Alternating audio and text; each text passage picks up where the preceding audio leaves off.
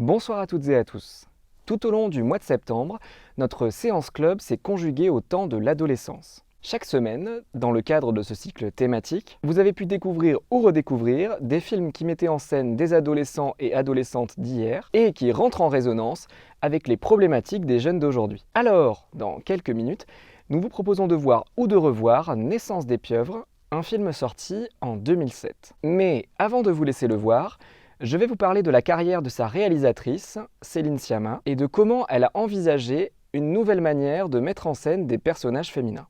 Naissance des pieuvres, c'est donc le premier long métrage réalisé par Céline Sciamma, qui n'était pourtant pas destinée à être réalisatrice. Née en 1980 à Cergy-Pontoise, en banlieue parisienne, une ville qu'elle a d'ailleurs souvent mis en scène dans ses films, Céline Sciamma devient cinéphile lors de sa scolarité au collège. Elle fréquente les cinémas art et essai de sa ville, avant d'être habituée des salles parisiennes du quartier latin, lors de ses études en Cagne et Hippocagne. Après un passage par la fac de lettres modernes, elle passe le concours de la FEMIS, l'une des grandes écoles publiques de cinéma en France. Inscrite en formation scénario, elle doit présenter non pas un film, mais donc un scénario pour valider son diplôme de fin d'études. Le directeur de son jury à l'époque était le cinéaste Xavier Beauvois, qui l'encourage à retravailler ce scénario de fin d'études, mais surtout la pousse à le réaliser elle-même. C'est ce parcours qui explique le début de carrière non conventionnel de Céline Sciamma. Alors qu'une cinéaste débutante doit généralement réaliser un ou plusieurs courts-métrages avant d'avoir l'opportunité de faire un long-métrage, elle a fait les choses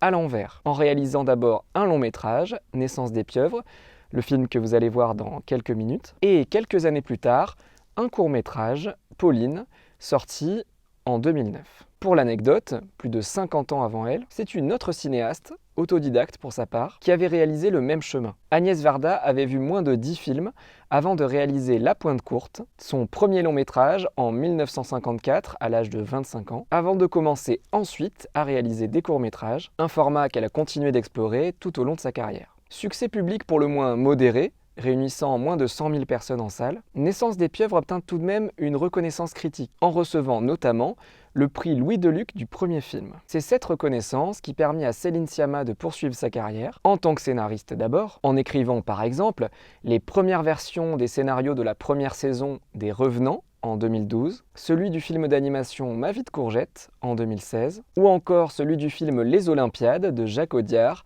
coécrit avec Léa Missius en 2021. Mais Céline Sciamma s'est aussi imposée comme cinéaste en réalisant 4 autres longs métrages jusqu'à aujourd'hui. Tomboy en 2011, Bande de filles en 2014, Portrait de la jeune fille en feu en 2019 et Petite maman en 2021.